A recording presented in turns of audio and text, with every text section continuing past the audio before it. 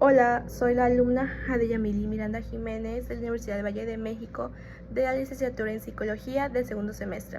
En este video de reflexión voy a hablar sobre conceptos que se vieron en la clase del lunes 20 de abril de 2026 de la asignatura Aplicación Neuropsicológicas al Comportamiento. Bien, para empezar, no solo quiero definir los conceptos, sino también es dar a entender cómo se vive en la vida real en personas mayores, adultos mayores y personas con daño cerebral o lesiones. Para empezar, la evaluación neuropsicológica no solo es hacer pruebas, sino también entender completamente a la persona, es identificar en cómo está funcionando su cerebro, su memoria, su atención, su lenguaje, entre otras cosas, pero también en cómo afecta su vida diaria. Algo que me pareció importante es que no solo se basa en hacer una prueba, sino en varias. Por ejemplo, puedes hacer una prueba y decir, tiene esto, no. Se tiene que hacer una analización de patrones, a como lo veo yo. Por ejemplo, si una persona falla en tareas de memoria y además su familia avisa que reporta olvidos constantes, ya se puede ver que es un problema más serio y no solo es algo de distracción.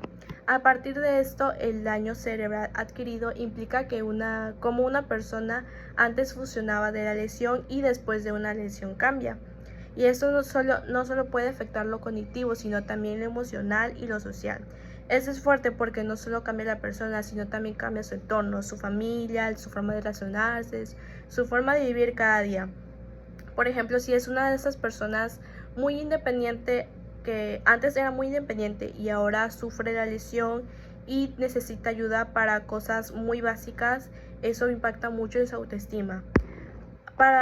Ahora bien, algo clave que fue entender es que no todo deterioro es enfermedad.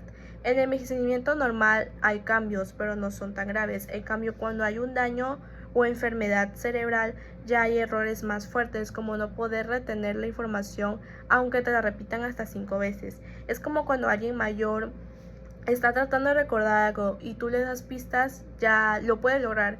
Pero si es una persona que sufrió un daño cerebral o una enfermedad, ni aunque le ayude lo va a lograr.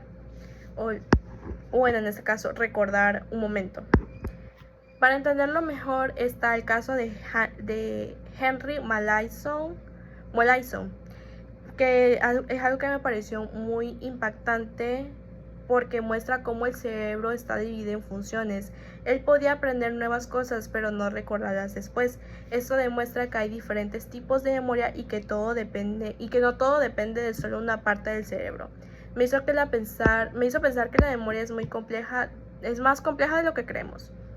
Y un concepto que se mencionó en clase justamente fue la memoria anterógrada, ¿sí?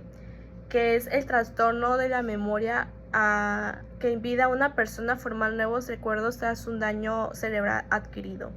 Por otro lado, la atención no es solo poner atención, sino saber en qué enfocarte y mantenerte. Y las funciones ejecutivas son ese control del cerebro. Como sabemos, las funciones ejecutivas son las que nos ayudan a organizarnos, a la toma de decisiones, al control de impulsos, etc.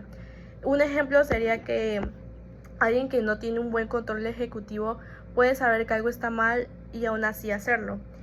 Relacionado justamente con las funciones ejecutivas está el síndrome disejecutivo, que afecta mucho en la vida diaria porque la persona pierde la capacidad de organizarse o planear lo que justamente hacen las personas, hacen las funciones ejecutivas. No es que no quiera hacer las cosas, sino es que su cerebro ya no le permite estructurarlas bien. Por ejemplo, puede empezar a hacer muchas cosas y no terminar ninguna, o tomar decisiones y sin pensar en las consecuencias.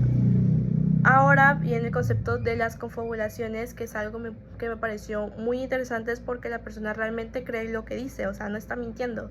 Es como si su cerebro rellenara los vacíos de la memoria. Por ejemplo, la persona puede decir que ya comió cuando no ha comido, y lo dice con una total seguridad, que es un caso que ya se vio, que ya vimos, que es el caso de Rosa, que que hablaba con una persona y lo decía con una total seguridad, como recuerdos, momentos en donde estaba, y aún así pues esa Rosa estaba totalmente segura.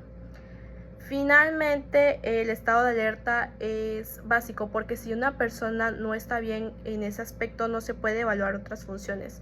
También la conciencia tiene que ver tiene que ver con qué tan conectado está la persona con la realidad. Por ejemplo, alguien puede estar despierto pero confundido, sin saber dónde está o qué está pasando a su alrededor o el contexto en que está. Para concluir, o en conclusión, lo que más me dejó esta clase es entender cómo el cerebro influye completamente en cómo somos, pensamos y actuamos. A veces damos por hecho muchas cosas, pero detrás hay procesos muy complejos. También aprendí que es muy importante no confundir el envejecimiento con un daño cerebral, porque esto puede cambiar completamente cómo tratamos a esa persona. Como estudiante de psicología, siento que este tema, los temas que se vieron, me ayuda a ser más consciente y mucho más empática, porque ahora entiendo que muchas conductas no solo son porque sí, sino que tienen una base neurológica.